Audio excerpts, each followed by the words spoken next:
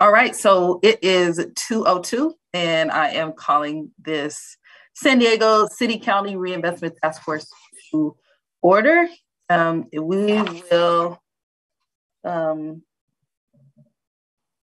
we'll start with the roll call, and I just want to say for the record that it's the fourth and final quarterly meeting of the year. So thank you everyone for joining us. I am present with Supervisor Joel Anderson. This is not here. Pamela Gabriel. Not here yet. She's traveling. So okay. There probably won't be an alternate, but there could be.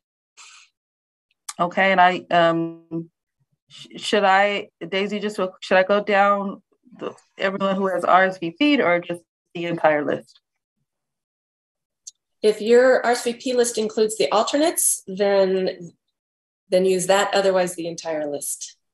Well, for the record, we should probably show who's not here. So go ahead and do the entire list. Okay. All right. Sounds good. So we will go to Sergio Cuero. Hi, everyone present. Madam Chair. You. Hello. Thank you so much. Ali Tarzi. Absent. Okay. Raquel Uel. I can see Raquel. Antonio Barbosa. I'm here. Hey, everyone. Thank you. Elizabeth Schatz. Hi, I'm Suzanne. I'm here for Elizabeth. Okay. I see your name in here, but okay. And I don't think that Mitch is here, but is Kelly Quinn here? Not yet. Okay. No problem. Ricardo Flores. Yes, here. Thank you. Also Ventura. Present. Hi. Thank you. Stephen Russell. Present, Madam Chair. Thank you, sir. And Peter Armstrong. He's not here, but Kim. Hi, I'm Kim. I'm here for Peter. Kim Grant is here. Thank you so much. Thank you, everyone, for being here today. Our agenda includes presentations about increasing the density of the Housing Commission's affordable housing portfolio, lessons learned from the collaborative Black Home Buyers Grant Program, and results from the annual survey of bank community investments in 2021. That will proceed to item number 2, which is non-agenda public comment. If anyone provide public comment today, they may do so when invited by using the raise hand feature located on the toolbar at the bottom of the Zoom window. Each speaker will be called on in turn.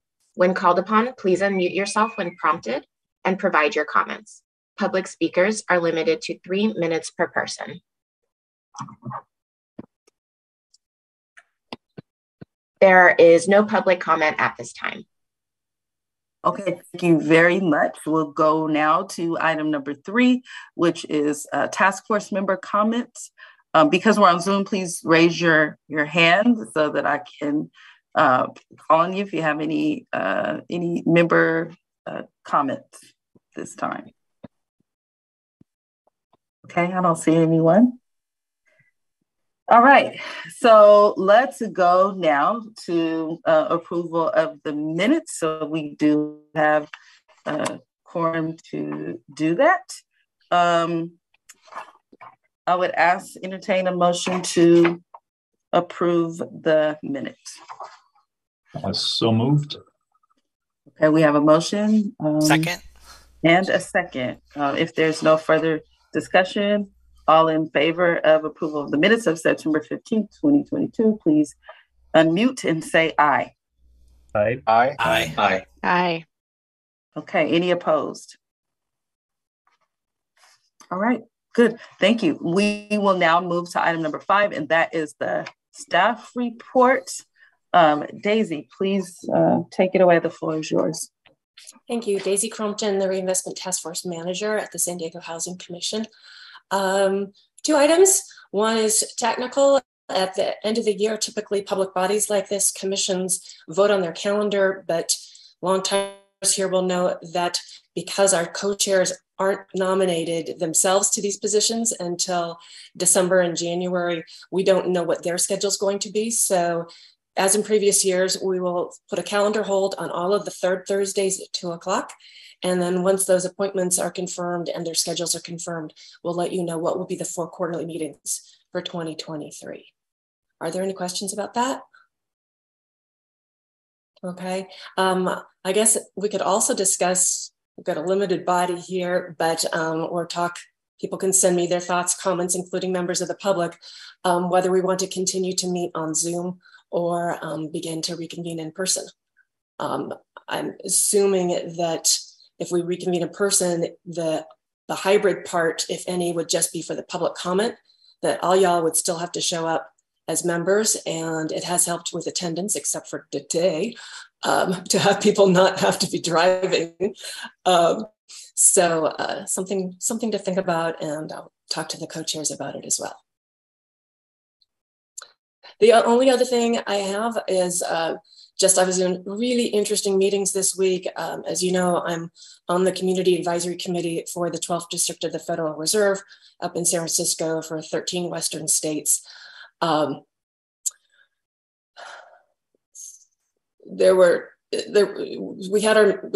biannual meetings. We had our first one in person this week. And so with CRA reform, still being sort of crunched and processed by the Federal Reserve, we asked what were the prospects for considering race under CRA, because that was one of the things that the Federal Reserve put in its the ANPR. And the prospects are low, and it's not because of politics. And it was something we didn't really have a chance to dive into, like why was it in the ANPR anyway? But there are a lot of constitutional questions. And I'm sure scholars and advocates will also disagree on that point. But for me, it was kind of a leveling and a reset to not expect that. And to continue, that we'll continue to look at other ways. I've noticed, for example, even, in the Bank of America special purpose credit program that we heard about last week, they're still not targeting last month. They're still not discriminating, if you will, for or against individuals based on their race. It is based on census tracts. And so we may continue to see these workarounds, which is frustrating, but it's easier than changing the Constitution, right? But we'll also, hope the advocates explore the other legal avenues.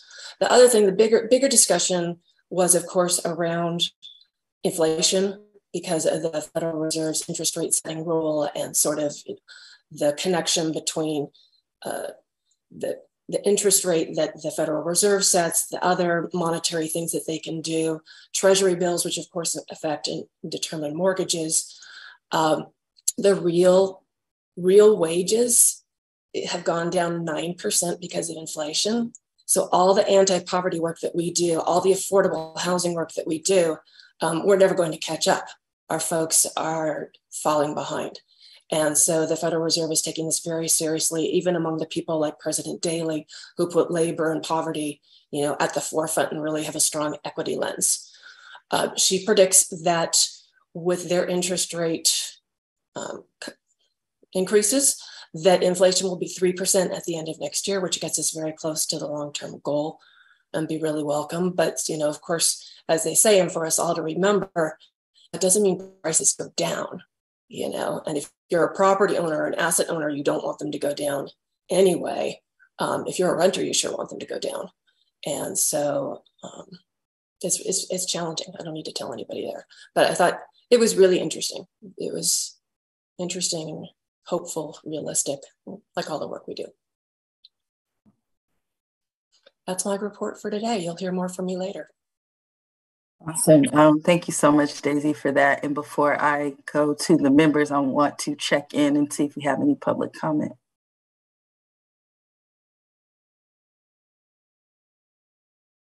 And there is none. Let me make sure I'll check on my end as well. Okay, I don't see anyone raising their hands. So I just want to go ahead. Correct. No hands raised at this time. Okay, thank you so much. I just want to comment briefly for all of the work that you're doing, Daisy, here and, throughout the state of California. The race issue and how we redefine that is a very tough subject. And we have had to tackle it even in reparations, which you would not think we would have to tackle it there, but we had to. It was a close vote, but one of the main reasons I voted the way that I did with regard to eligibility was because of all the constitutional issues nationwide, but also, Prop 209 here in the state, and that we did a lineage-based standard, and that really is based on advice from constitutional law scholars and the like, folks don't understand it. It's very hard to have made that decision, but as soon as we make anything race-based, it will be struck down until the laws change. This is my personal opinion. This is not a task force representation, but Supreme Court is horrible right now.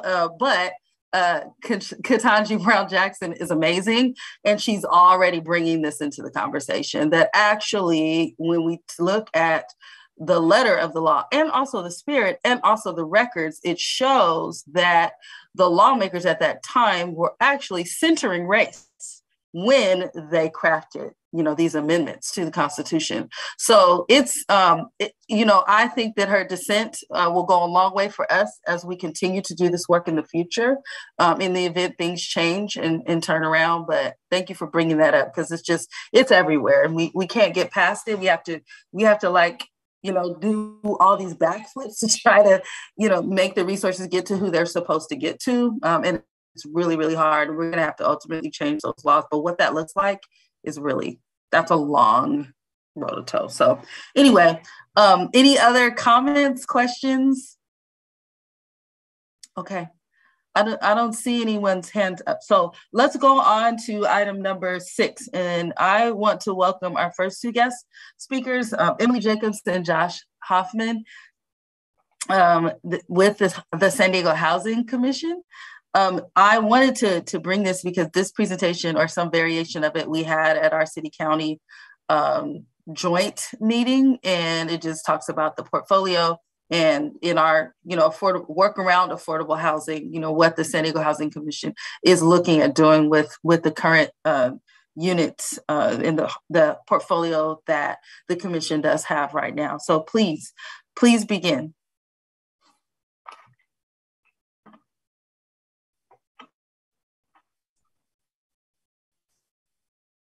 Great, there I am. Good afternoon. Hello. I'm having a little bit of tech issues, but the PowerPoint is the most important. So you may see a little less of me and a little more PowerPoint, but lovely to see all of you and hear all of the discussions. And away we go. I apologize. I'm having trouble getting it into slideshow view. So we can proceed, and I'll keep working on that. I'm sorry. No worries. All right. So again, good afternoon. I'm Emily Jacobs, and with me today is Josh Hoffman.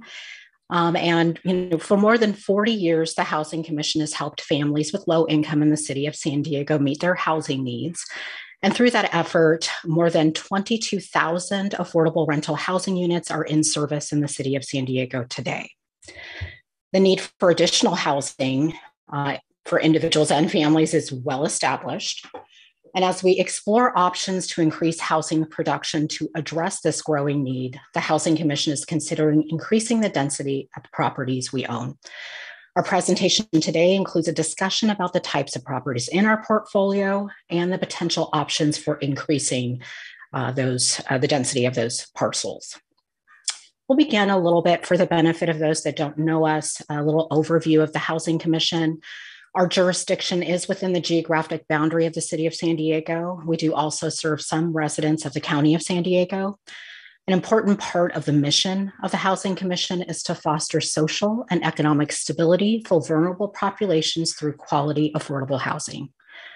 The Housing Commission has 4 major program areas, and they're shown on the slide.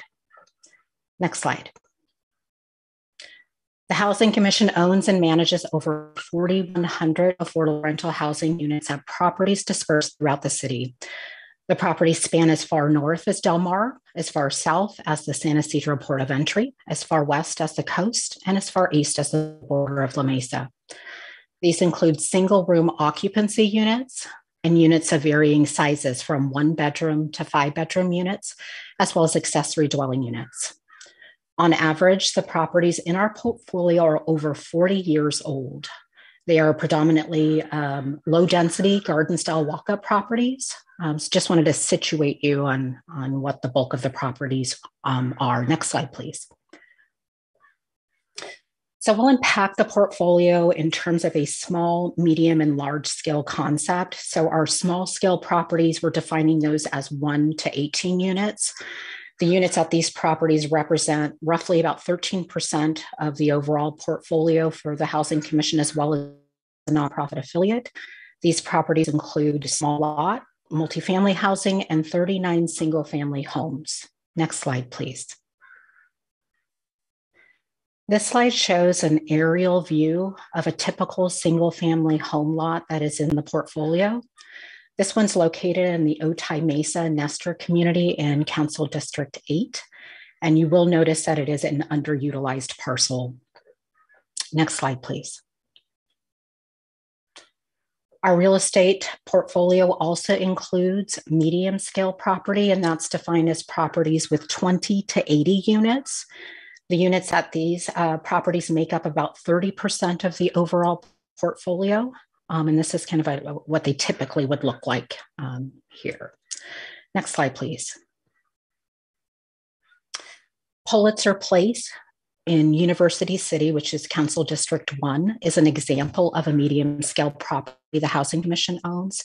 This is a garden style property that provides 50 affordable rental housing units. The medium scale portfolio consists predominantly of garden style walk-up properties, such as this example. There are some outliers that are dense and have a historic designation, and we're really not immediately looking at those for this effort. Next slide. So our large scale properties are defined as 81 units or more. These properties account for about 57% of the portfolio.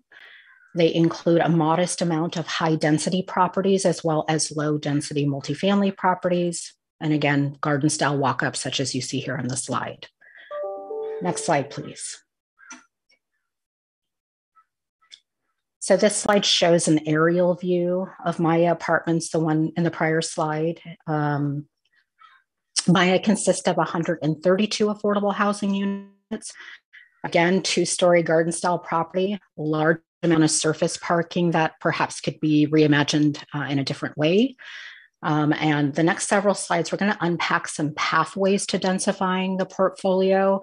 I did want to note that the city and really the region, they're far ahead of other jurisdictions in terms of limiting barriers to production, but we are going to offer an alternative that gives us something that's very precious in this discussion, which is time. Next slide, please. Thanks, Emily. So the pathway that exists today to increase density with a certainty of outcome is the ministerial process, also known as by right. This allows for development within the constraints defined by existing zoning policy. As Emily stated, San Diego has made tremendous progress in recent years toward removing barriers to housing production. However, the by right process may still limit the number of units on some of our sites, which in turn may not justify the replacement cost of the existing properties. To assist with some of the common barriers to housing production, we're proposing this alternative, which we'll call the Housing Commission overlay. This change in policy would enable a by right process for affordable housing properties owned by the Housing Commission or its nonprofit affiliate. This proposed overlay would allow for more rapid development within limits informed by a project's financial or operational feasibility. The Housing Commission's Board of Commissioners and the City Council, in its role as a housing authority, would ultimately oversee this process and provide accountability. Next slide, please. The by right process facilitated the Housing Commission's Accelerated Dwelling Unit, or ADU, development pilot program. The Housing Commission built 5 ADUs in the available yard space of 5 single-family homes that the Housing Commission owns. Subsequent phases could take advantage of recent legislation allowing for the construction of additional bonus ADUs if they are restricted to remain affordable. The by right process would allow only 1 bonus ADU at each one of these sites. Next slide, please. At this point, the proposed Housing Commission overlay is only a concept. However, an example of how this overlay concept could assist with current various production is at 3 underutilized parcels on Boston Avenue in Barrio Logan. These include an existing Housing Commission owned parcel with 5 units, an undeveloped Housing Commission parcel zone for small lot single dwellings, and a Caltrans surplus site zoned exclusively commercial. The existing community plan limits the housing potential for these properties, and proposed changes to allow more density have not yet been approved at the state level. Next slide, please. Proposed overlay would promote the optimization of the parcel with the existing 5-unit apartment development, as well as the adjacent undeveloped parcel adjacent. It would also facilitate SDHC's acquisition and development of the adjacent Caltrans parcel as a mixed-use property with both residential and commercial tenants. And finally, allowing higher density would enable the feasibility of podium style and modular construction methods to add units at scale with greater speed. Next slide, please. The Housing Commission overlay model as proposed mirror the language used in state law for Project Home Key as shown on this slide. The main goal of the Home Key program is to ensure the rapid production of housing units. Next slide, please. Further study is needed to determine whether increasing density at Housing Commission properties is feasible, and if so, at which properties. Later, the Housing Commission will define the initial scope of work for a land use consultant that would include but not be limited to the items shown on this slide, and ultimately producing a report with a determination of the additional density potential and feasibility by location. Next slide, please. So, of course, this concept aligns with federal, state, regional, and local policy to create and preserve affordable housing. And I say preserve because, as you could easily tell in some of the photos, the product that we are operating, it's tired. It could use a refresh. And so we would be preserving those units and adding units, to parcels that, quite frankly, when were developed under a different code and set of rules. The other nice thing about the potential of this is to, really reimagine the portfolio and to consider some of our other goals within the city and region around climate and equity and different housing types. It may not all be multifamily, right? We really want to encourage homeownership in some of the areas of our city. So different housing types and different income levels. And a hot item right now is the lack of co-locating childcare, and we could think those through at each of these parcels. So it could be obviously very exciting. Next slide, please. So as we all know very well, our housing crisis continues in the city, in the county, throughout the state, and communities across the country. And the Housing Commission, with your help and everyone's help, all hands on deck, wants to consider options to increase the supply. And we look forward to working with everyone to reach that goal. And that concludes our presentation. Thank you so much for your time and opportunity. Thank you so much, Emily. We are going to go and see if there are any public comments before we turn to the task force members. Any attendees wishing to provide public comment may indicate so now.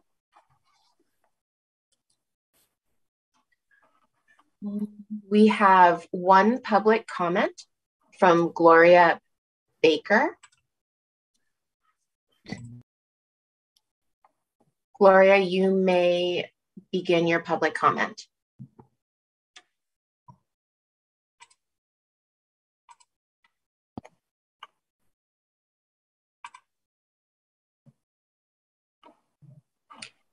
Gloria, you should be able to unmute yourself. I did. Okay. Oh, gosh, I did, and it keeps going. Okay, can you hear me now? Yes. All right, thank you. I'm sorry about that. It just kept going back. My name is Gloria Baker, and I'm the founder of Veterans Preference, and we're a nonprofit organization. And our main goal is to prevent homelessness for female veterans. And I want to find out, how do we find out the properties that the city or county has that's for sale, not big lots or, but something like small lots or properties that's not being utilized that the nonprofit can actually reach out to purchase, because we have someone who wants to help us build houses for veterans. So basically, I went on the site to try to find out where properties were, and it was difficult when I did it. So Gloria, be happy to, after this, to connect you with the Dream department within the city. And they do have some parcels, and obviously there's a process involved with the disposition of those parcels. The Housing Commission does not have any assets other than Boston Avenue that, hopefully we intend to develop, but happy to decode how to get some of that information for you after this. Awesome, I appreciate it. Thank you. Sure.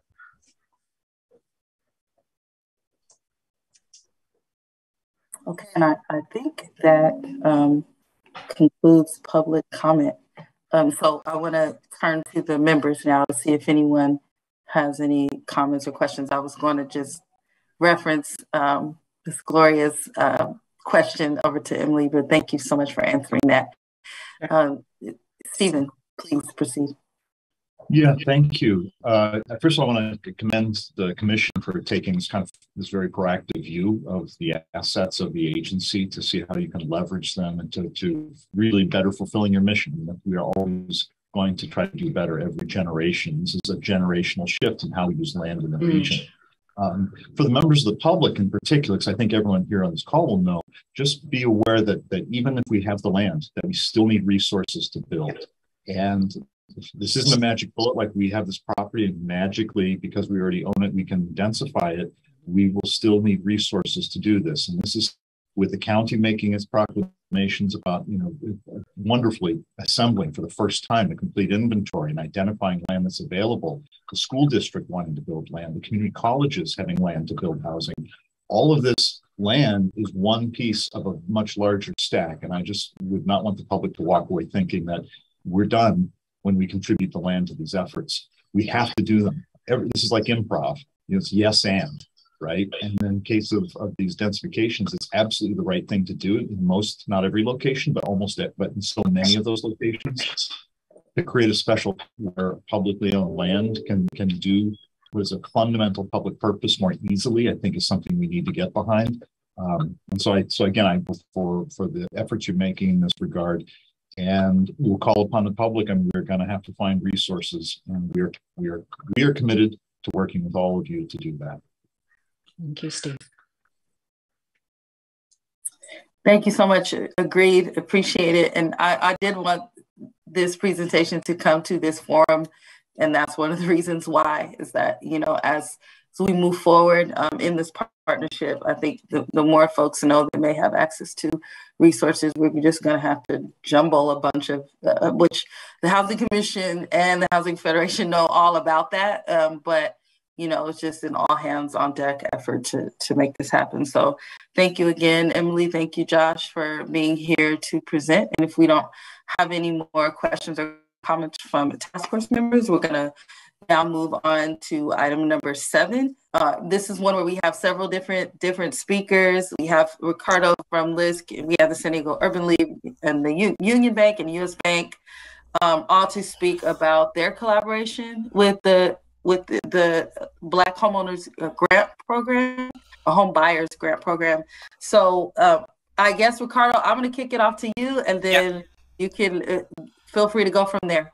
Yeah, perfect. So I'll start. Thank you, council member. So what I'll do is I'll start off with a quick 30-second video just to kind of set the scene here. Let me get this up. Okay. And let me, one more thing, sorry. Give me a second, make sure that the audio is on. Okay, good audio. All right. So here, all right.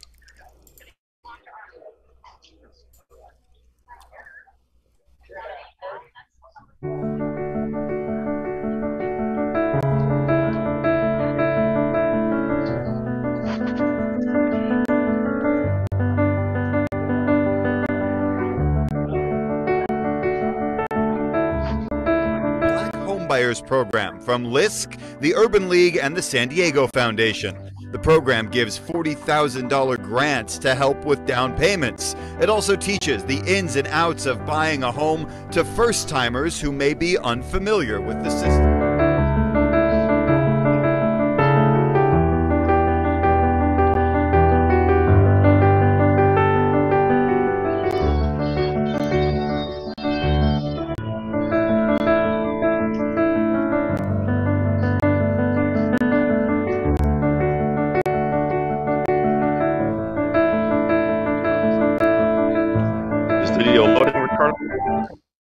hear anything? No? I heard Nope. it. I heard Maybe it. maybe it's me. Okay, I guess good. it's only me. Don't scare me, Al. Don't scare me. No, Okay. hey, I'm at an airport, so maybe that's maybe that's why I couldn't hear anything. So what I would like to do next is I'd like to bring in Pamela Gray Payton from the San Diego Foundation because this is something the San Diego Foundation has really put together, and it's incredibly innovative, and we're getting a lot of calls around the country. So Pamela, I'd love for you to maybe share your thoughts for a second before we get to the panelists. Thanks, Ricardo. Good afternoon, everyone. It's nice to be here. Thank you for the invitation to learn more about the San Diego Black Homebuyer Program. The program is part of the San Diego Foundation's Black Community Investment Fund. The Black Community Investment Fund was launched in 2020, late 2020. So we've just celebrated our 2-year anniversary. And the entire intention of the program is to help generate wealth for Black families in San Diego. So there are 4 key areas that we are focused on: education, entrepreneurship, job training and workforce development, and home ownership. We know that for many of us, home ownership is our key to building wealth, and we wanted to make that available to other buyers. So San Diego Foundation invested at this point, initially a launch of $1 million to get the program off the ground, and has since added to that. So I think our total investment has been nearly $1.9 million so far to support the buyers. We are very, very proud to partner with LISC, who is directly responsible for writing checks to the mortgage companies and to Urban League for the important role they play, which is providing buyers with first-time home buyer educational experience through HUD. They're getting their HUD certification. And then once people have their HUD certification, they're able to move on with their own realtor to find properties. And once they find something, they're able to come back to LISC, and that's where the magic happens. So it's been an amazing program to see the results and meet the families who are now homeowners. Added the value of the properties recently, and I think there's somewhere around $10 million in total assets that have been acquired as a result of this program. That's $10 million that folks would not have had the opportunity to own if perhaps not for the combination of support from San Diego Foundation, the mortgage companies that are participating, and all the partners who play such an integral role. So that is the program in a nutshell, but I'm excited to share more about it. Thank you, Pamela. And again, incredible kudos to the San Diego Foundation for going out and on this and doing this. So thank you. I'd like to bring in our other partner in this, Al Abdallah with the Urban League. Al, say a few words about the program from the Urban League's point of view. Absolutely. Good afternoon, everyone. Can everyone hear me? Yes, sir. Okay, good. I'm here in Charlotte, North Carolina, so I'm jumping on this call before I jump on a plane and come back to San Diego. So I'll make this very quick. But as Pamela just indicated, it's been a great program. The coalition between the San Diego Foundation, LISC, Urban League, Union Bank, US Bank has been phenomenal. We work truly as a team since we officially launched August 23rd of 2021, where I said at a podium and said, we're going to deliver the goods, and we're going to get 35 first-time home buyers into homes in a market that was incredibly difficult. But kudos to our housing counselors. They worked tremendously hard to make that happen. To date, I believe that we have placed 42 first-time home buyers into homes. And I believe that I believe it's more than 10, maybe 11 to $12 million with home prices. It's just been absolutely phenomenal. Our role initially was we were just going to be the counselors, but it turns out that we're doing more than just counseling. We are working with the realtors, we're working with the lenders. People, when they hear the Black Homebuyer Program, think, oh, that's the Urban League's program. Not understanding it's a coalition. They just know the Urban League provides HUD certified housing counseling. We are tremendously blessed to have been in this position to actually deliver on the promise that we said in August of 2021. And again, as Pamela indicated, the additional $700K that's been put into the program will allow us to actually probably make that number above 50 50 to 60 home buyers in this particular program. So we've done it. Great work. And we sort of would like to see this program go forward to offer this program to other communities that have not had the opportunity to build generational wealth. Thank you. Hey, Al, thank you so much. So before I bring in kind of the folks that are actually working day to day on this, I just want to share with everyone the kind of the way things flow. Interested individuals go to the Urban League. The Urban League does light origination, also does the HUD counseling. Once there's a there, they pass them on to our two lenders. If the lenders decide that yes, you can get a mortgage, a realtor is engaged. Once they define the location at escrow, LISC puts the $40,000 from the foundation. The lending partners put $9,000 for a total of $49,000, and that's it. The other thing I just want to remind folks on this program is we are targeting Black families. Number two, these are grants. These are not loans. We have no recapture provisions, nothing. This is a grant to this family. And then the last thing is we do not have a special credit purpose program, to those of you who know what that is. And the OCC is fully aware of the work we're doing. In fact, they've asked us to continue and to spread this. So just wanted to share a little bit there. And now we're going to get to the meat of this. I would like to bring in Coach Cruz from the Urban League. She's going to provide some data that I think all of you will find really impressive about who these families are, where they live, and again, kind of what we've seen a year later. Coach Cruz, are you there? Yes, I am. Forgive me for not having my video on. I might turn it on and say hello, but I do have my little one in the area, so excuse me if I'm interrupted. But I'm excited to be here today and share this data. I will share my screen. I had the opportunity to look at this information, so it's very rough, folks. So please forgive me if numbers look a little bit off. So don't nail me to the wall here, but we did the best that we could do here. Before I show some of this data, I want to first say thank you to everyone that's been part of this journey, the work that we've been doing together, the tears and the long nights and everything, the long weekends and everything that comes with this work. So here's some interesting data here that I was able to, squirrel up a little bit based on the statistics that we have. And I thought this would be interesting to see, and I did the best to put them in a chart here. So out of all the home buyers, it was about, we're at 40, I think right now, close to 42 soon. The concentration of the cities, the zip codes, and if it's in an LMI census tract or not, that would be interesting for the group to see. And then, of course, with the type of properties, like how are our home buyers able to buy in this market? It was tough. It's been tough. However, as you can see, 94% of them did get a condo. And what we call, and we talk to our clients about, this is not probably your dream home, but this is your starter home. Definitely. And having a condo is definitely better than having no real estate or no ownership. The zip codes are as follows. The concentration is the most in the 91950 and everything to follow there. And the city of San Diego was the largest. Still, we saw a lot of families having to move to the Spring Valley and El Cajon areas as well for larger property space.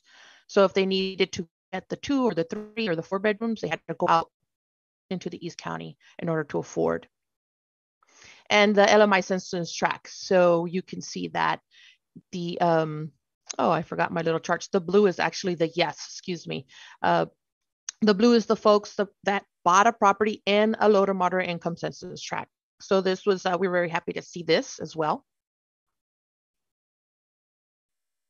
It's a little bit of numbers here to kind of paint the picture of the buyer, right? So in total, you'll see that not only was there 40 or 41, 42 families, but it's 63 individuals that are being impacted or benefited from this, to generate that wealth, that generational wealth that the whole family is involved in. The average credit scores, as you can see, the averages, the minimum and the maximum. We had clients that were very stellar and diligent. We had clients that were part of our work and coaching for many years, some for 5 years since 2017. So this has been a journey for them. The qualifying incomes, as you can see, we had a family that made as low as $31,000 a year. Then this is impressive. This is very impressive. And folks would say, how am I supposed to buy a home with $31,000? Yeah, you will buy a $250,000 condo or a manufactured home. The question is, how important is homeownership to you? And those are the questions that we ask in coaching. They're hard questions sometimes for people to really realize. So let's talk about the totals there. Purchase price totals, everything's really in the millions. The loan amount, the volume, 11 million. Purchase price totals, 13 million. The families we were working with, $660,000 of their own funds combined. This is money that they had saved over time and they had put into the contribution of the purchase. And some of them got gift money to make the transaction happen, and some of them were had a substantial amount of savings in place, which this program doesn't have restrictions of how much you can have in assets. So the average was about $19,000, and the most the person put in was $107,000 into the transaction. So I did a little bit of and I want to disclose, I added about $50,000 market value increase in our market. And this is where I'm calling the current wealth generation after 13 months. I'm making an assumption, a safe assumption, that the values of the properties went up $50,000. That's what this is. So I am waiting for real statistics and data on each property so we can get more exact numbers. But here it is. This is my assumption based on our families are right now, on average, have a wealth generated in the properties that they bought of $109,000. And the rest of the information here is essentially the amounts that approximately, it was non-finance, meaning the money that came from the lending partners, the BHP program, the grant dollars, essentially. That's what this shows here. And AMIs between 80% and 92 were the ranges, or the average was 92%. So this is all I have for now. Ricardo, is there anything else that you'd like to know?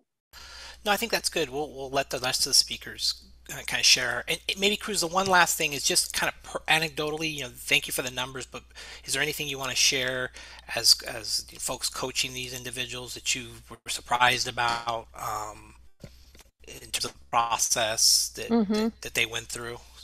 Well, I'd say, and I kind of insinuated a little bit, our clients come to us with almost a facade of, number one, I cannot, right? Because I don't make enough. And then in some of them, well, I have a really good job. I make $80,000 a year. I have a great credit score, and I just cannot buy in this market. And I want the 3-bedroom house and the 4-bedroom house and and all these things. And however, they have, high debt, and it becomes very difficult. And so working through with these individuals to get the debts down so that the DTIs can get into a place where one of the participant lenders can qualify them for the first mortgage is a journey. It's a realization. It's almost, when we're looking at their spending plans, we're discovering, hey, we don't tell them where they should cut back. The numbers do not lie when you have a big chunk of money in, for example, dining out or the beauty parlor, and it's in the hundreds. And we don't tell them where to cut back. We just ask them, take a look and see where you can come back now that you see the aggregated numbers on your month-to-month basis. So some people need to realize, or they come to these realizations that, wow, I need to definitely live a certain way or spend money in a certain way. And it creates this change, and that the way that they're making choices, and it's really the behavioral change of over finances is is what is impressive to see. And these people that are dedicated, these families that are dedicated, get it, and then they hunker down and they make it happen. Cool. Well, thank you. Thank you, Coach Cruz. Appreciate your time, your sharing.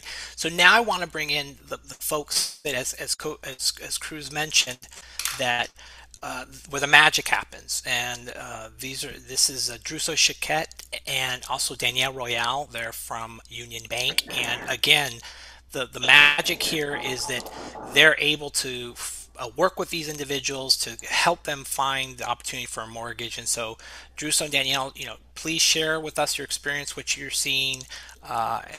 Please go ahead. Good afternoon, everyone. Can you hear us okay, Ricardo? Yes, I can. Okay, Bruce and I are holed up in the Hyatt Manchester down here in San Diego at another event, but we wanted to join and just kind of participate for a couple minutes and share. We were definitely on the front line with a lot of these buyers starting in August of last year. And it was just an amazing adventure of, like Cruz said, some tears and some excitement and just all kinds of emotions, as you can imagine, that we go through with these buyers that come to us after the Urban League did their diligence with the clients and went through the coaching, and they went through the first time home buying, and they did so many different coaching sessions with these buyers. They would come to us and be like, okay, now we're ready. We think we're ready.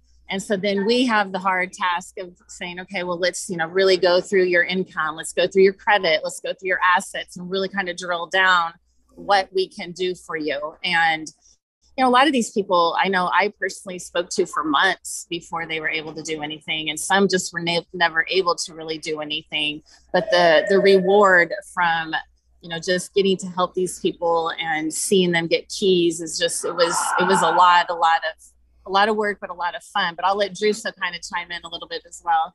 Hi, everyone. Well, thank you for having us here. Hope we can hear us okay. Just, sharing just adding to what Anil said, it has been a year of learning for all of us here too. We learn to basically tie all together here to learn how to help buyers, first-time home buyers, to achieve home ownership in San Diego, which is one of the challenging, one of the highest priced markets in the country. So we teach them how to structure their finances. We learn how to work with the student loans entities to make sure that we assist them and get it in the right path and basically transform all their efforts into a mortgage approval as well. So we basically connected all the dots, and I can tell you, based on my almost 10 years experience originating loans and working with down payment assistance, that 90% of these participants wouldn't be able to buy a home if it wasn't because of this grant. So it made a whole difference in San Diego, in my opinion.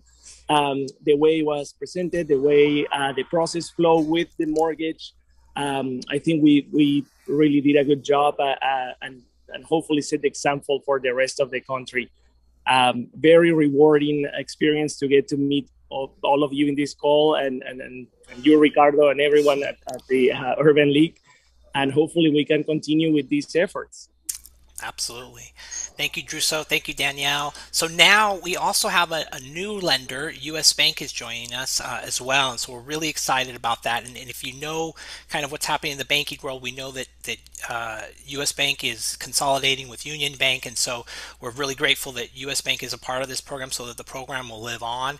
And so we have Hala Garmo from US Bank to kind of share a little bit of the insights that they have from being a part of the program. Hala, thanks for joining us.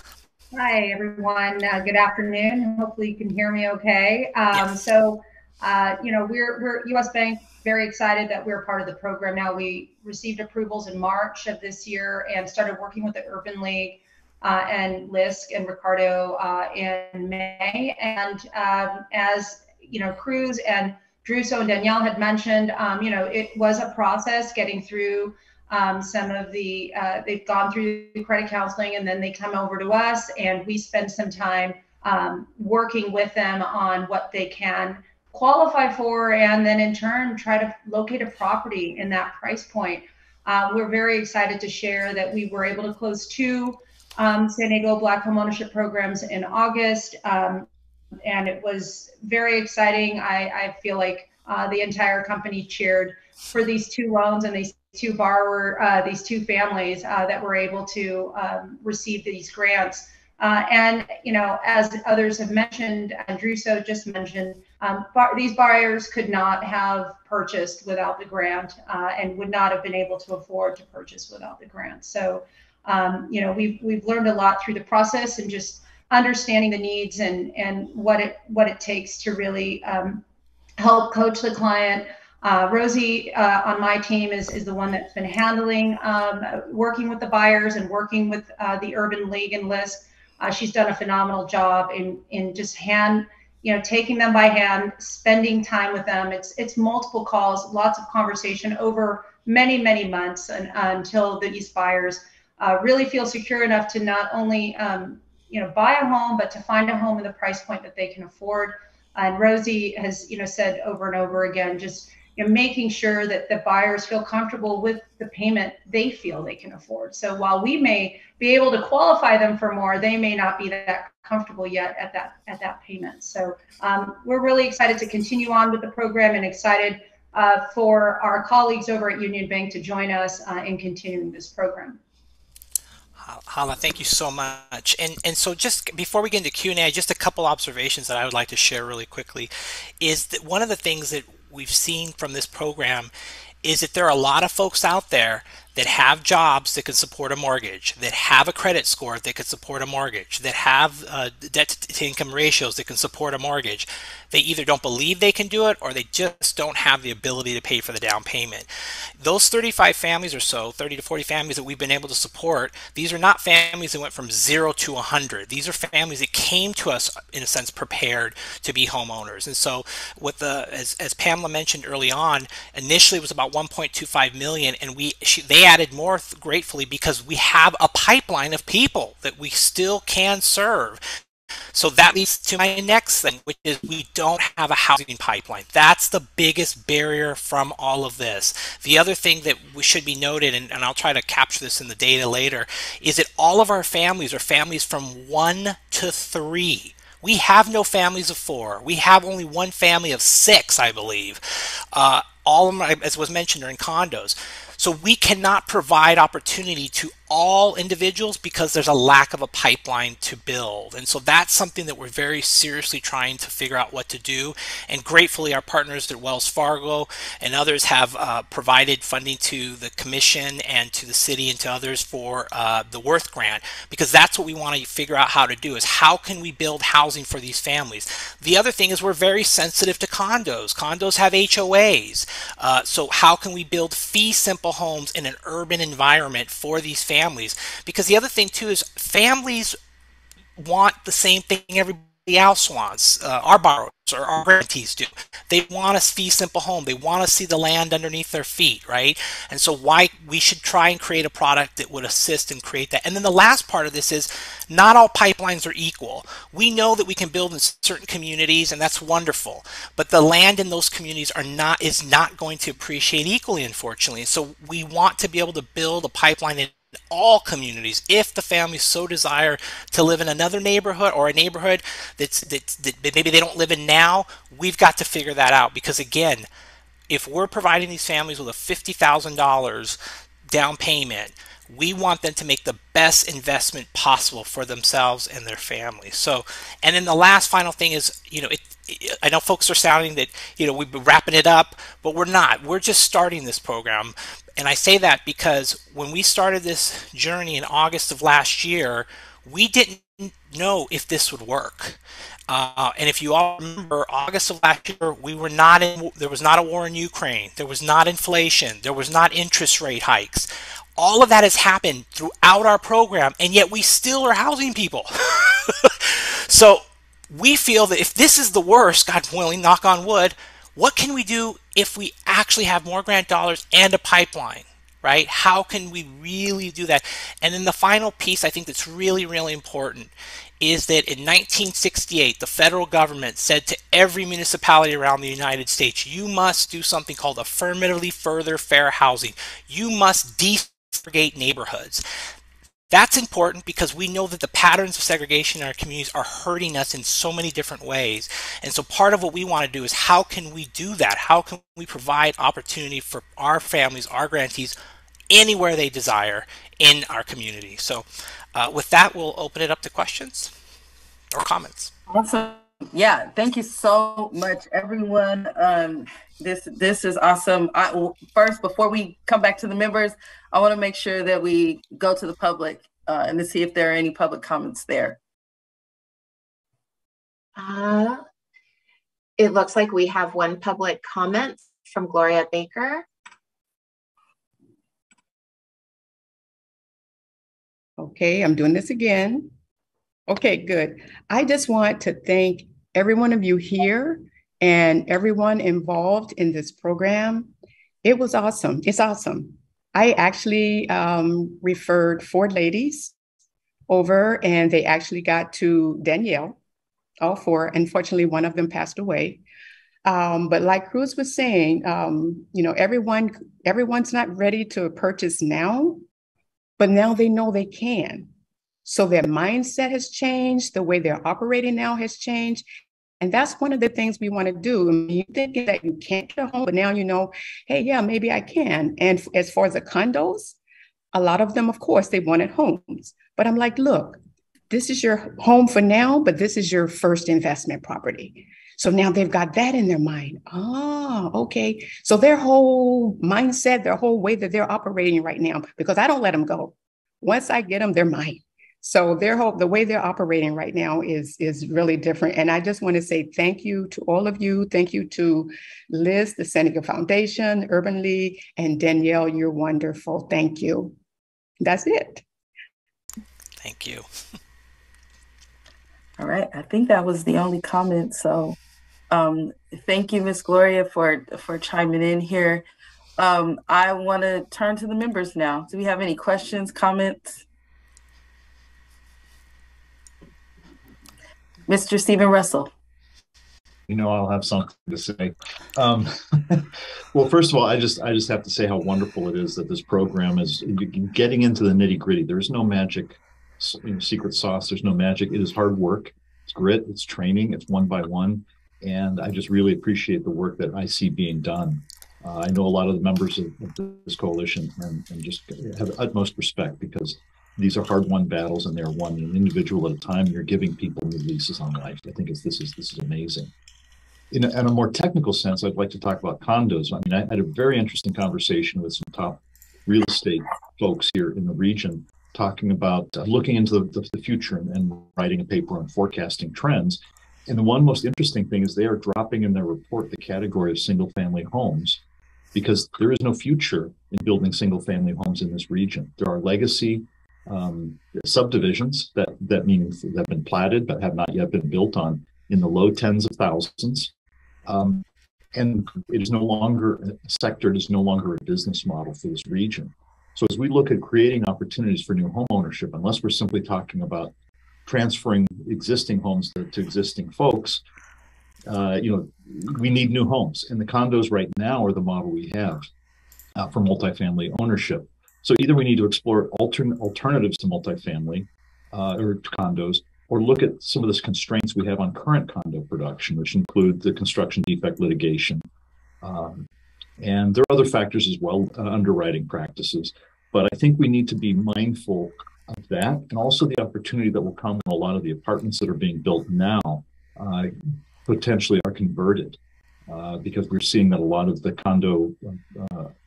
apartment buildings being built are built to condo specs with an anticipation that at the end of the construction defect period that they could be broken down and sold. And so we might have an opportunity under inclusionary, which used to have an in lieu fee for actually condo conversion as well, and other kinds of things we can do when that money stream and that capital stream is freed up on these buildings. We should be in a position already prepared to tap into that a little bit, perhaps create revenue streams that help finance the next generation of homeowners. of people getting into these condos that are being sold. So that's a lot to unpack, but I just don't want to say, HOA bad, therefore condos are not the answer. That is the model we have unless we invent another multifamily housing model. Then density, smart growth, and the future are going to be a lot of multifamily condominiums. Yes, absolutely. Thank you for that. Let's go to Sergio, and then we'll go to Daisy. Thank you, Madam Chair. I on behalf of the city, I just want to commend the great work from the two participating banks, U.S. Bank, Union Bank, LISC, San Diego Federation, and of course our friends at Urban of San Diego. Cruz, went over some very powerful statistics, and through housing counseling, that's one of the many efforts that a housing counselor does is take a family from not being mortgage ready to being all the way to mortgage ready, which oftentimes, like it was mentioned earlier, it takes a lot of work changing financial habits to positive financial behaviors. And noticing, Cruz, you had a range of the mid FICO scores that the borrowers had that were purchasing. Those were excellent tiered level. In a conventional lending way, they would also have access to conventional loan products outside this great program. So I just want to commend everyone, for the great work. And I know in the past with LISC, we've had discussions, and we'll continue to have discussions, Ricardo. So don't think we've taken our foot off the pedal there. But again, great job, Al, Coach Cruz, Urban League. Congratulations. Thank you, Daisy.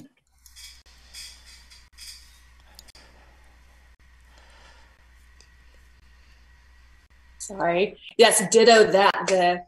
The commendations and thanks. And Steve, we will definitely follow up on that, especially the condo conversions. Yeah, condos, they're such a great stepping. I look at them as that first step on the ladder, right? And even with the HOA fees, a lot of that's insurance that you would have had to pay anyway. So when people come to me, I don't discourage them. You got to get on the ladder because the ladder is rising.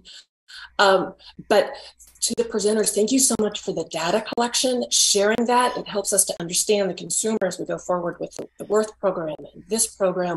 This program you created is so magnificent. And it also shows the power of the partnerships and discussions that can start at the RTF.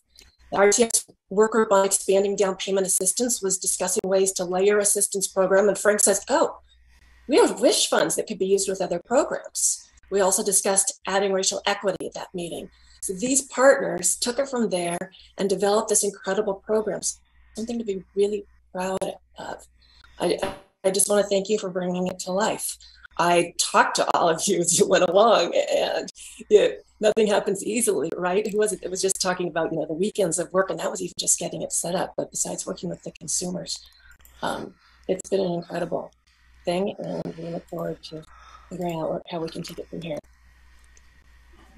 Absolutely. Thank you. Ditto the same. This is what it looks like when we take an idea, we look at the statistics. The reason why we dug in, right, is because of that homeownership gap, because of that wealth gap that we're dealing with, because of the systemic issues that we've, are now seeing the result of. That the net worth of a Black family is 10 times less of a white family, and so we know that was intentionally done right in the past, and now that you are one step at a time trying to correct that, and that is just amazing to watch and to see and to hear from each and every one of you. It shows, one, that we need each other to do this work, that we need to be dedicated, that we need to dig in. Coach Cruz, that we need to be truthful, with people. I really appreciate that component of it as well. And so you all know that I'm certainly a fan, but also digging in with you on all of these issues. And as we move forward, hoping that we can see even more of this. So thank you to each and every one of you. I know you'll be back, to give us the other updates. Thank you for the data. As Daisy said, we have a long haul with the Worth grant.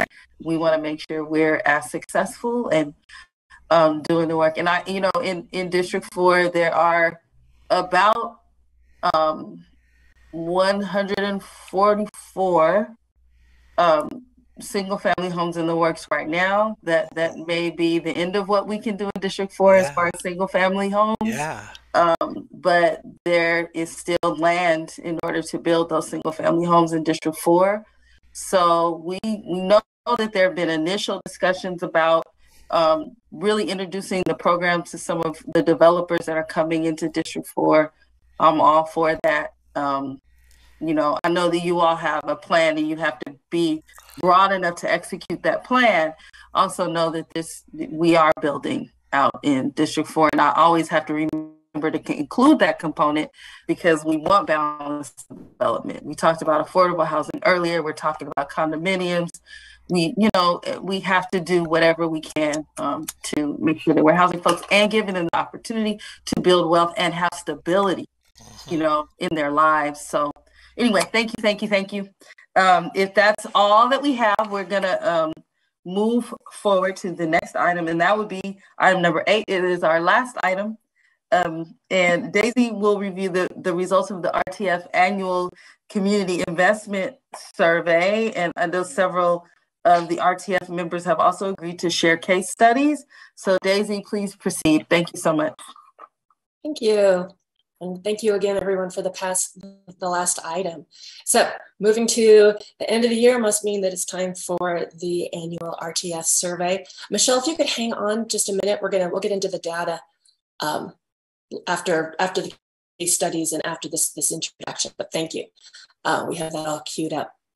As many of you know, every year the RTF surveys our bank members for the previous calendar year's reinvestment activity, which is multifamily affordable housing, mortgages to low and moderate income homebuyers, small business loans, community development loans, tax credits for multifamily housing, solar, and other investments and grants, all eligible for credit under the Community Reinvestment Act, which encourages reinvestment in previously and historically underserved communities.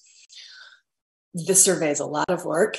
And so this is the part where every year I thank the participants in the survey and all of your teams behind you that did the data crunching, because what we learn from it every year helps those of us who aren't in the business to understand what do we mean when we talk about reinvestment? What does that actually look like in the community? So this year, like last year, we've asked a couple of our members and community members from partner nonprofits to come talk about what that looked like for them. I think we'll kick off in a minute with Steve Russell's going to talk about what happened in the affordable housing multifamily space.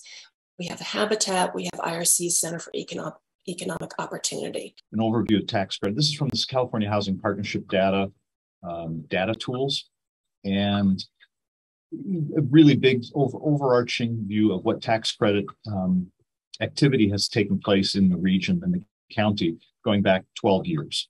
I think that the main takeaway here is you can see how it fluctuates, but what we really do see is that there has been a real shift away from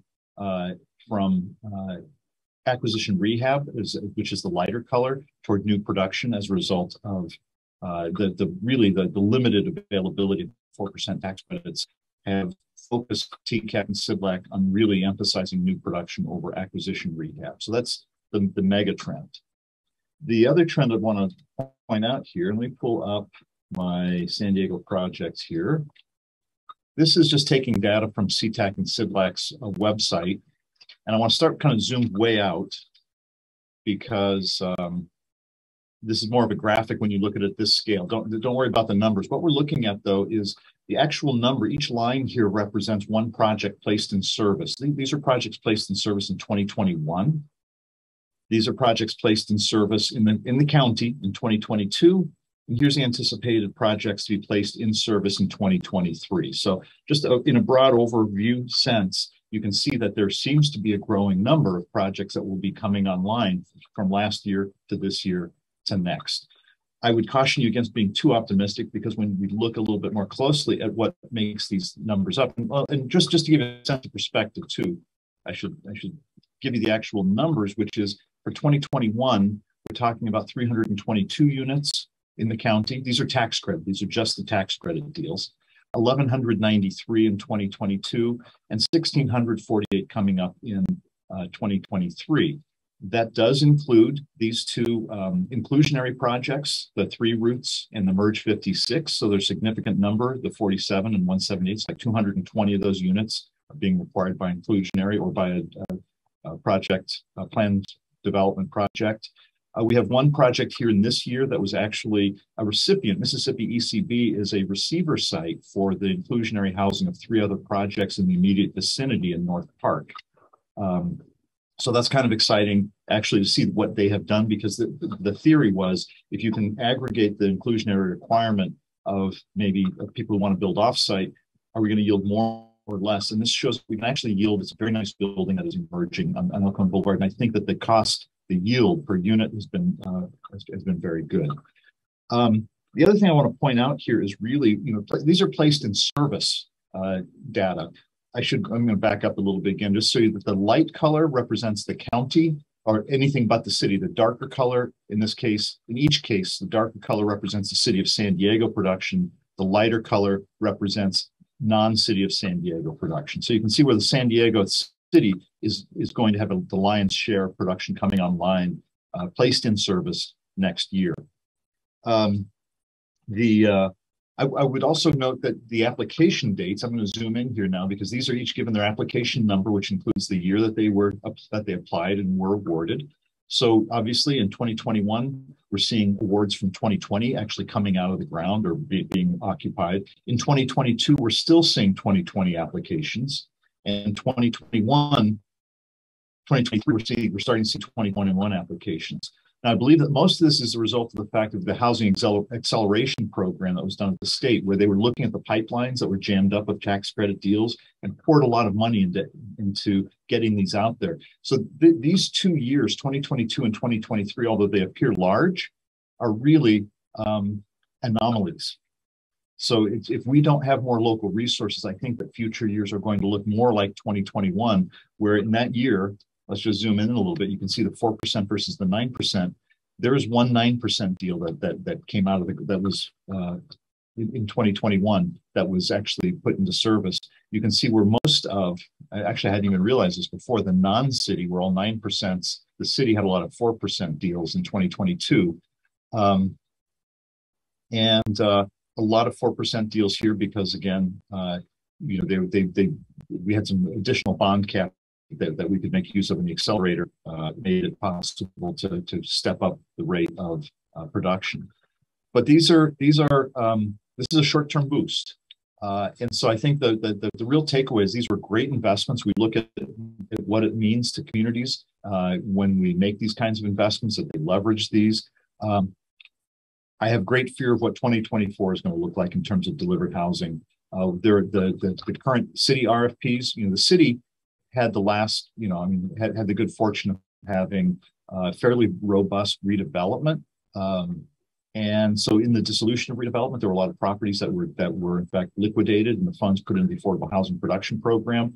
Those funds were down to fumes. Outside of the city of San Diego, they're running out even more precipitously. There were fewer funds to begin with in redevelopment, and those funds have been pretty well spent out. And I think the last thing I would point out, let me see if I can find my housing needs report. I really have to tell you how much I love CHPC with their data tools here. And I will skip the housing needs. We know the needs are very high, but at the rate of about 1,500 units per year, our ability to actually meet the 132,000 that are needed, we're going to be like 100 years at this rate to build enough housing for the folks who need affordable housing now. Second to last point, is all the housing that was built. If you look within this box here, almost all of the housing that was built that was affordable was at the 50 and 60% AMI range. There because this is by category. Let's zoom in just a little bit here. this is really intended to be seen graphically, not numerically. But when you look at the numbers of housing production, almost everything is in this 50 and 60% AMI in each of these years, the vast majority. It's an observation, it's not a judgment. It's just a recognition that the tax credits we're basically hitting a lot of family housing in that kind of middle range, lower and low income and very low income range. That's really what I want to share with you today. I could go into charts and graphs all day, but I just wanted to share with you the good news and the bad, that we will see more housing come online than I think in almost any previous year, and that there will probably be a cliff after that, unless we can find more local resources and state resources. We are very interested in, and I've been in a lot of conversations about the 50% test. I'm sure Kim or many of the folks on this call could talk at length about why it's so important that we get our federal government to change that to a 25% test, because it would double our leverage on 4% bonds effectively. It would allow us, one of the big bottlenecks right now is because we have to use this bond cap. There's only so much, and if you have to use half of it for every deal, you run out of it quickly. If we could use only 25% of it in every deal and the other 3/4 come from other sources, we'd get a lot more mileage, about another 10,000 units a year in the state of California with just a small regulatory change. So that's what we're working on when we talk about our advocacy outside of the region, when we really talk at the federal level. When you see in that chart I previously showed you, so many of those are 4% deals. If we had half again as many of those 4% deals, it would be a very different landscape. So that, I will turn it over to the next presenter.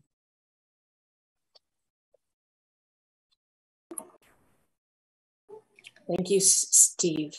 More data. Coffee, why don't you come next? Thank you so much for joining us. We really appreciate it. Thank you so much, Daisy. And I'd like to also thank the members of the task force and the co-chair for inviting us. Anytime in my new role here at Habitat, I get a chance to say I'm Coffee Reed, I'm CEO of Habitat, come hear about affordable home ownership. I'm always excited to do it. Also want to give a quick shout out to Steve Russell, who's been a longtime friend and supporter and whose board I'm on, and also Ricardo Flores, where I spent 10 years at LISC. So they all know me well. So what I'm going to do today is share my screen and present what hopefully will be a relatively brief but hopefully interesting case study, which we think is really kind of a model of the type of affordable homeownership that we have been engaged in and that we are very much looking forward to scaling up. And so this is going to be a development that we recently completed in National City, which is called Harding 2.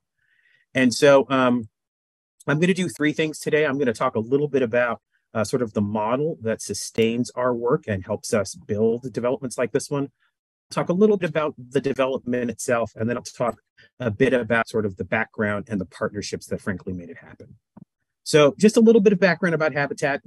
Anytime I say Habitat, people sort of know what it is. They say, oh, well, it's Jimmy Carter with a hammer. But sort of inside the tent, we have sort of three core activities that frankly sort of make our model work. The first one is what everybody expects. We build and repair homes for families in need.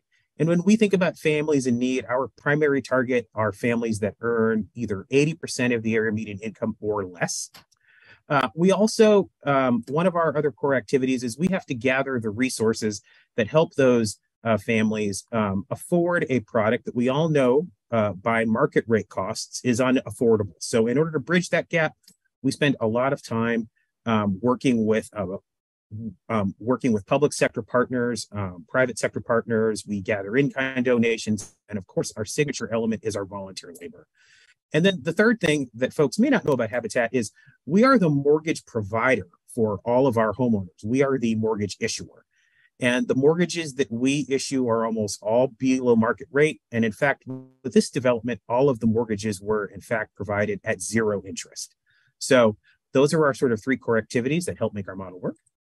From a homeowner's perspective, it really sort of works sort of as a three-part process. They are qualified to purchase their home. This typically happens a year prior to the home being finished. Our volunteers volunteers and homeowners then work together side by side to then build their home. And then they are issued a mortgage from Habitat, which they then repay, which then helps recapitalize us to hopefully build more homes. And just as a little bit of background, the mortgages that Habitat provides features an equity split. So our homeowners are able to acquire the period of their home ownership period. And as I mentioned, all of these mortgages are below market rate. And in the case of this development, they were all actually at 0% interest. So what was this development? This was 6 townhomes that we built in National City. And this one's actually pretty typical for what we've been building product-wise. It's 6 townhomes. They were all between 1,100 and 1,300 square feet, and they were all 3 bedrooms. Habitat's typical homeowner tends to be a pretty large family. We frequently see family sizes between 3 and 5, and almost all the homes that we've been building lately have been between 3 and 4 bedrooms. As I mentioned, all of the families here earned either 80% of the AMI or less. And this site assembly is one that I kind of want folks to sort of pay attention to. In this case, we were able to get 6 homes that actually have a 1/2-inch air gap in between them. And so there is not a HOA. These are fee simple homes. There is a cross easement for those of you who are into real estate law for the driveway. So they all sort of own the driveway and have these cross easements and sort of split the driveway, but their homes, despite the external physical attachment, actually have an air gap that allows them to be fee simple. A few other things about the home that I want to be sure to mention is the average mortgage that our homeowners took on from Habitat for these homes was between $287,000 and $318,000. You may be wondering, Kwafi, why are you building homes and selling them for different prices? Well, Habitat's model is framed around what's affordable for our homeowners. So we size the mortgages to the HUD advised limit of 30% of their 30% of their annual income, and that's how we come up with their housing payments. So if you move into a Habitat house, you and your neighbor may have paid a little bit of a different amount for it, but in every case, it's going to be significantly less than what the market would charge. In the case of these homes, actually, before I get to the partnerships, I'll just share a few pictures, which of course we are extremely proud of. This shows you what it looked like when it was being built. And of course, you'll get to see some of our volunteers kind of working on it. And then here they are right there. And then these are the homes when they were completed. As I mentioned, they all share this driveway, and they're all, of course, three bedroom homes, as I mentioned. The background sort of philosophy that drove this project really is one that is increasingly driving our work, which is how do we get more working families into homes that are frankly affordable? So we are looking at greater density, infill development. And this development really, and I'll just go back to the picture very quickly, with the 6 homes on this relatively small lot is emblematic of what we would like to do with each piece of land that we get. Our philosophy is that when we get a piece of land, the more families that we can get onto, frankly, are more opportunities that we're able to provide. We feel that definitely land is precious, and so we want to use that resource as efficiently as possible. This particular project started over 10 years ago as a very different concept. It was originally a partnership between us and the city of National City that had to do with repurposing this land following the 2008 mortgage crisis. We then had a series of iterative conversations between us and the San Diego Community Land Trust and the city of National City as to what would be done with this site. And what we settled on was really around sort of 2 goals. The first was home ownership, that of course provided some of those long-term benefits that we connect with home ownership, particularly the ability for our homeowners to gain an equity stake in their homes and to have some sort of market gain. And then the second one, of course, was long-term affordability, which both of those are really bedrock principles of our models. We were able to work with the city of National City to make that happen. I feel like I was almost part of the conversation I heard before when folks were talking about the need for not just land acquisition, but also financial resources, and also some of the other conversations around sort of how a multifamily is really, I think, one of the growing trends that's going to be affecting our region. When we think about the partnerships that make these development works, Of course, financial resources are, of course, critical. Really sort of shifting the focus so that we can think about greater density, and of course, having partners who can help us identify,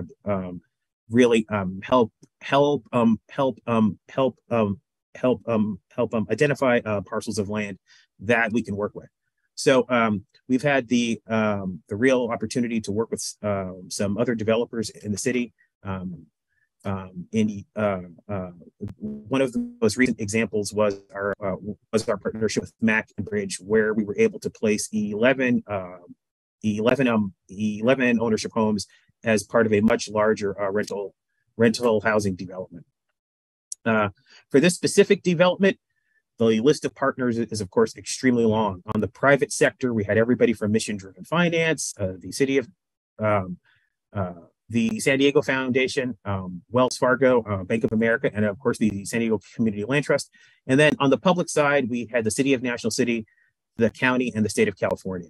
In order for these homes to be affordable for our families and to achieve that mortgage target of between $287,000 and $318,000, we had to incorporate state funds in the form of the Cal Home Program, a second mortgage from the city of National City. And we also were working with LISC's Black Homebuyer Program and the San Diego Foundation. They're one of our very flexible partners that really helped us sort of think through how they could participate and frankly, make a contribution that helped keep these homes affordable. I have to throw a quick plug in terms of where we would like to be going in the future, because I have this really, like august audience, and I didn't want to let the opportunity slip. In the future, what we are going to be looking at, frankly, is larger multifamily developments. Both of these are examples of habitat builds that have been built up in the Bay Area. These are, we think, uses of land that are more efficient than perhaps what Habitat has built traditionally, sort of the ranch style, sort of detached single family home. And so more and more, we are going to be looking at ways to really do multifamily developments. In the cases where they can be fee simple, we will certainly pursue that. But we are looking at models that incorporate multifamily home ownership housing, very much in keeping with some of the conversations that I heard earlier. The notion that this is your starter home, this may not be your forever home, but it gives you the ability to take the first step, get on the ladder, and start building equity as part of your home ownership and financial journey. So with that, I will stop and see if there are any questions. All right. Awesome. Before we go to, thank you both so much for presentations. Before we go to member comments, let's check in with the public comments. We have one more speaker, excuse me. One more presenter. Oh, I am so sorry. Yeah. Is that you? No, well, there's that too, but okay. we can separate that. All right. I'm going to be quiet and then call me when you need me. We're just, we're winging it, creative. That was such a great update, and what you guys are doing, it tied together everything that we've talked about in all the items today, as well as demonstrating, how the banks through grants and probably loans to you guys. So that's all CRA qualified activity, and we'll continue to be with these future projects. What a great preview into what you're doing. So another way that the banks support is through, small loan finance through CDFIs, IRC's spin-off CDFI, right? So I don't think you guys have two, is Center for Economic Opportunity. So we have a new guest, someone that I haven't had a chance to meet yet. So welcome. Hello, thank you all. Thank you for the opportunity and invitation. I'm Gökçen Topbaş. I'm the Senior Micro-Lending Coordinator at the IRC Center for Economic Opportunity. We call it CEO. And I'm leading the business lending unit. Today, without taking too much of your time, I would like to share an overview of CEO and then some data about what we have done. Share my screen.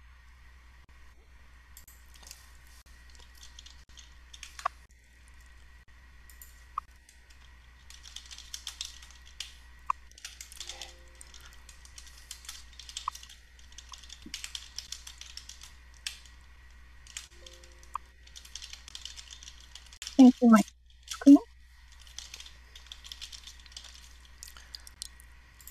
Can you see my screen?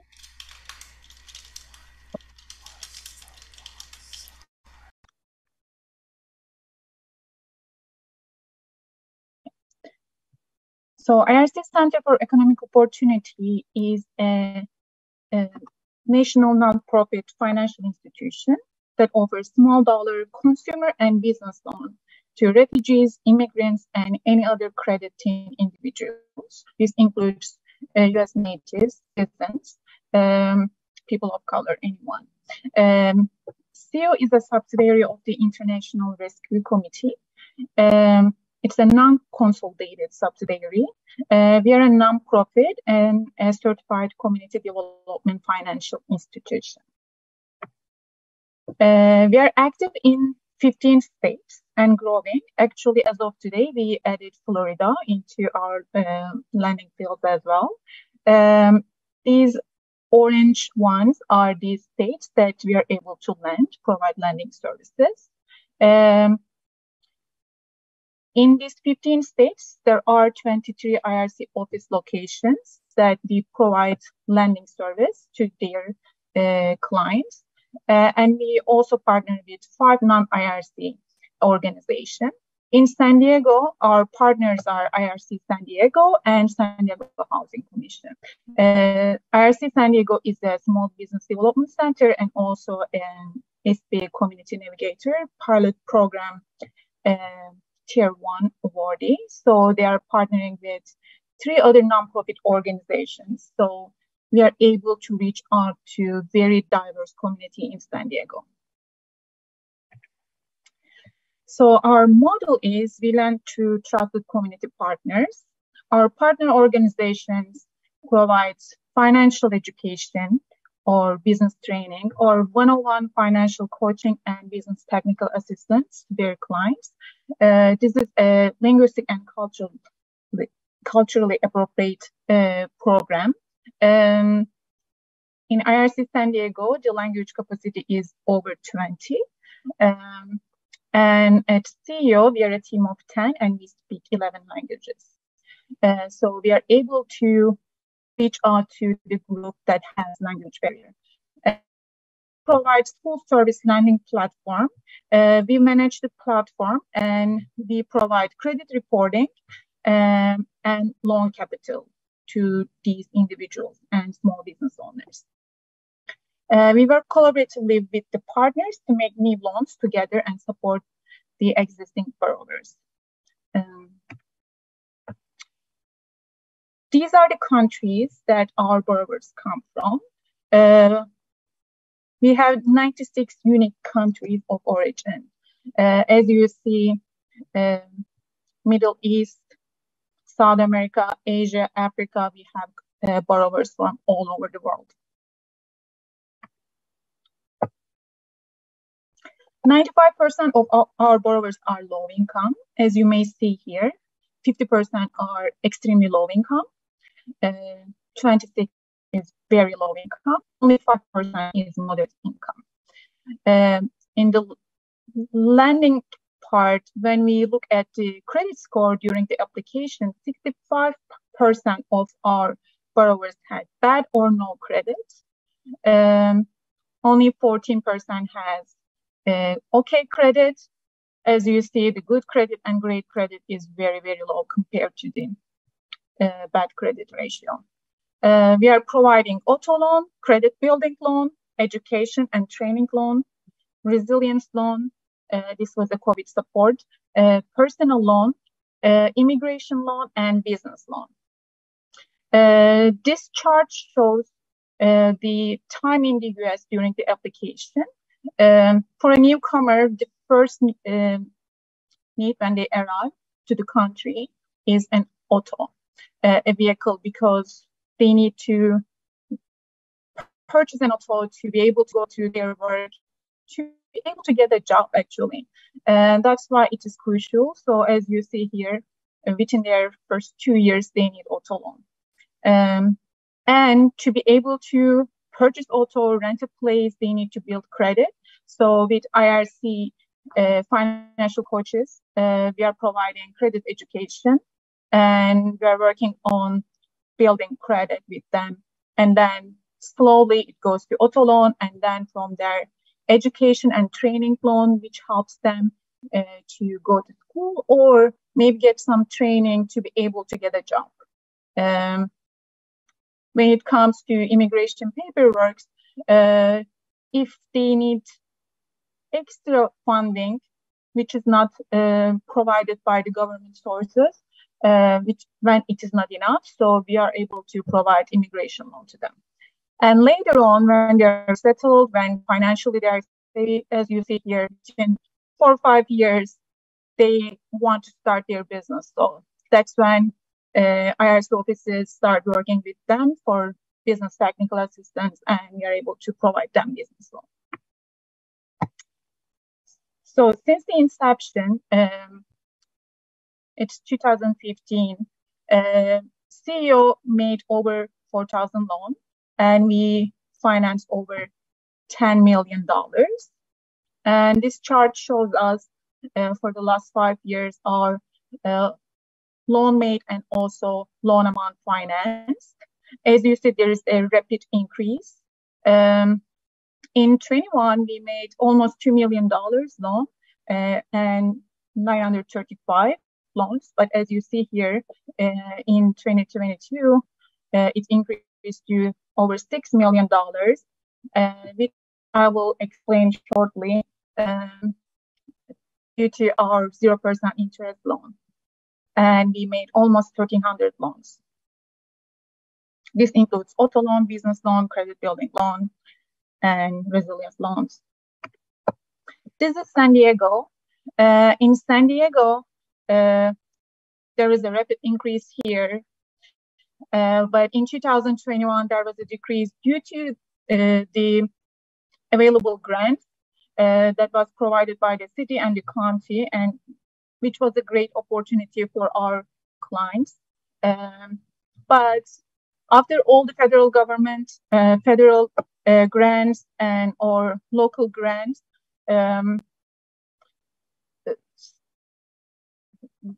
became unavailable anymore, like in 2022, most of our clients still need support. That's why we are seeing an increase in 2022.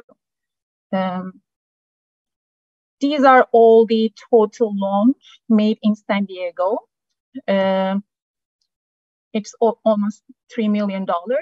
And in 2021, the total loan amount is almost $300,000.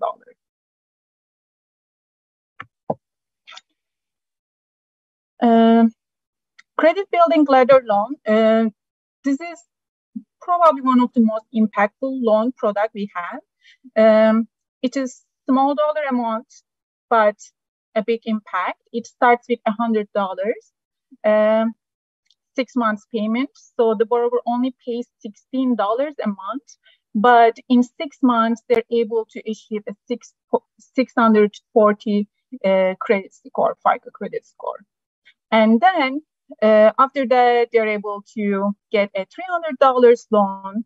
And then if they pay those on time, they're able to get $1,000.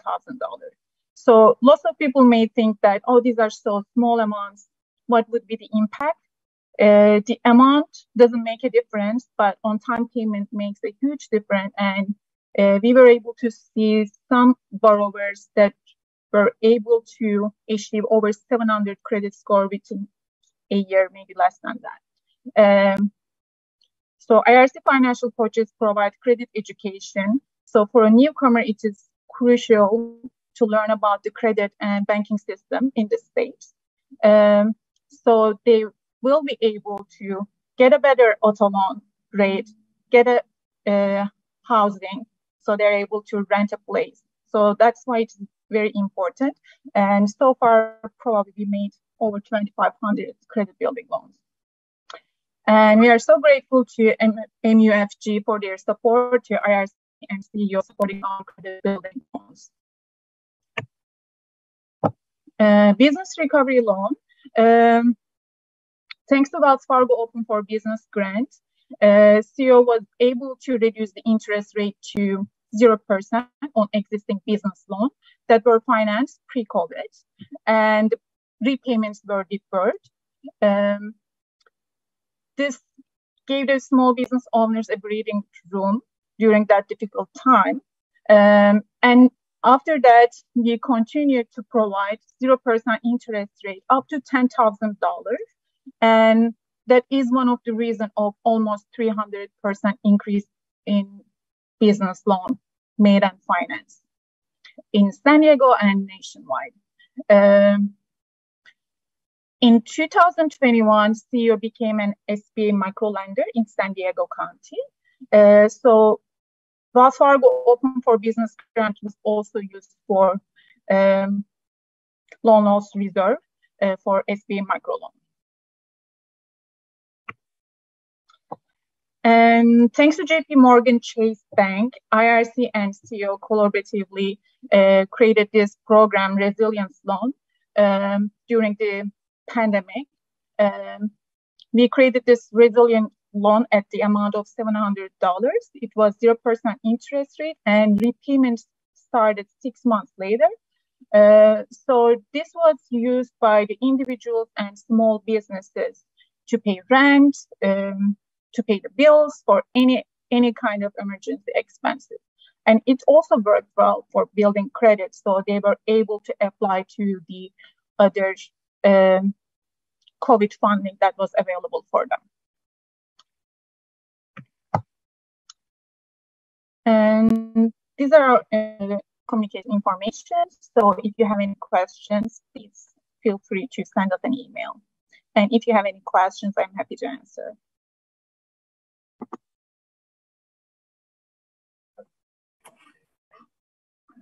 Thank you so much for that presentation. Very, very informative. We're going to move now to Daisy, I believe, to wrap us up. Okay, thank you. I'll just go through the survey real fast. Michelle, let me give the top line statistic, and then we'll throw up the chart, because if y'all are like me, you'll stop listening to me as soon as we throw up the numbers and you're trying to figure out what the mouse print is that you're reading on the chart. But so again, we surveyed reinvestment activity for calendar year 2021, and the participating banks were Wells Fargo, Citibank, US Bank, Chase, and Bank of America. Together, they're about half of the market.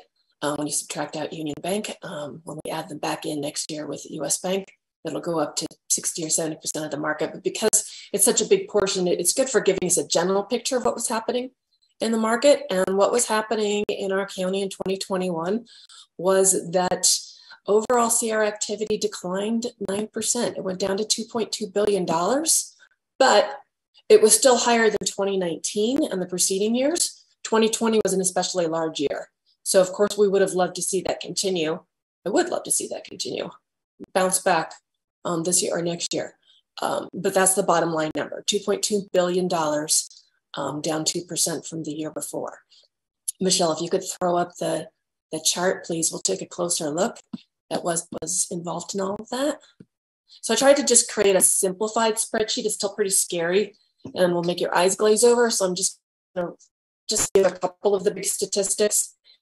If you look down the column that's highlighted at the very right, RTF totals, that is the total for mortgage lending, small business, small farm, affordable housing development, et cetera, for the year.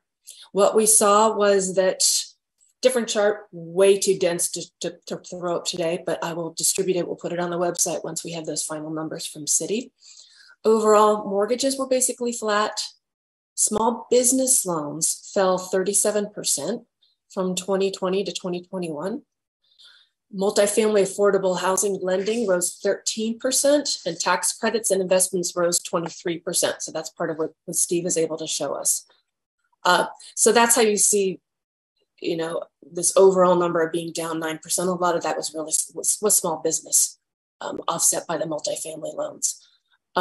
We didn't see mortgages fall a lot from year to year. It was actually basically flat, but we know with it was running out of steam with the higher prices for sure. But with higher interest rates, we'll anticipate seeing a big fall off in next year's survey. I wanted to point out at the bottom, all 5 banks grew their local deposits an average of 17%. They all got bigger. And so then when you sort of, what we like to do is sort of look at a measure of size and capability by dividing in that total CRA amount, which is that dark green line at the bottom, 703 million for Wells Fargo. You see the far right, 2.2 million for everybody. When we divide that into the total local deposits, that went down 14% on average. As a group, they had percentage deposits of about 3.6% that they were reinvesting. It went down to 3%. It fell substantially for Bank of America, Chase, and Citibank, less for US Bank. Wells Fargo was essentially flat. But if we look at then each bank's percentage of deposits, they might have all fallen. US Bank might have fallen from 2020 to 2021, but US Bank and Citibank continued to really outperform their size. They are our biggest, CRA investors and lenders. They've got, now it's my turn to peer into the screen. The percent, again, the dark green bottom line. So if you look to the far right, the average is 3.1%, but Citibank, even without small business lending, was 11% of its deposits, almost 4 times as much when we add in small business as the average for the RTF banks. US Bank was more than double what the average was. And then our biggest banks continue to not reinvest as many of their assets as the smaller ones. So it's something that while we're supportive of everything they do, we'll continue to say, how can we help you do more? I'll leave it at that. Like I said, I'll try and put these into some easy to read charts once we have all of our data, and I'll send that out to the world. Thank you.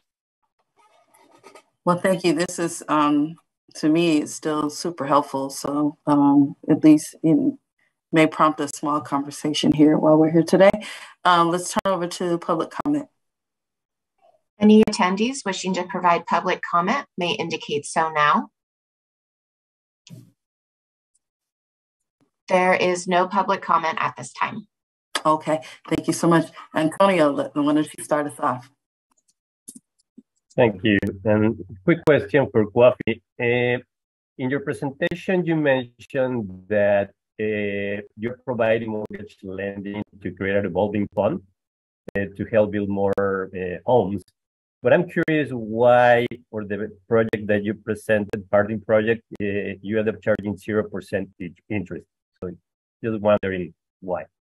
Yeah, well, we ended up charging 0% interest because the reality is that we're sizing our mortgages based on the home costs. And since we're issuing the mortgages ourselves, if we imposed an interest rate, while it might help us on the back end when we remonetize those mortgages on the secondary market, the reality is that it's 6 in one hand, half a dozen in the other. We're the home builder and the mortgage seller, so we could charge them 0% interest, and then they could technically afford more principal, or we could charge them a higher interest rate, and they'd technically be able to afford less house. So from our perspective, it is easier and more helpful for the homeowners not to have to deal with an interest rate. They don't necessarily get the mortgage interest deduction, which might be helpful, but they get it at the front end, and therefore don't have to look for that to come out of their bank accounts and then get it as a reimbursement when they get their tax return. So okay. It's a conversation we have internally frequently. We discuss it a lot. Okay, Ricardo. Yeah, Kwafi, good to hear from you and see you. Question on the Harding 2 townhomes. What was the size of the lot there? It was about 1/3 of an acre. I saw your question and I wanted to get a more precise number, but it's about 1/3 of an acre. Okay. Yeah. All right, perfect. Thank you.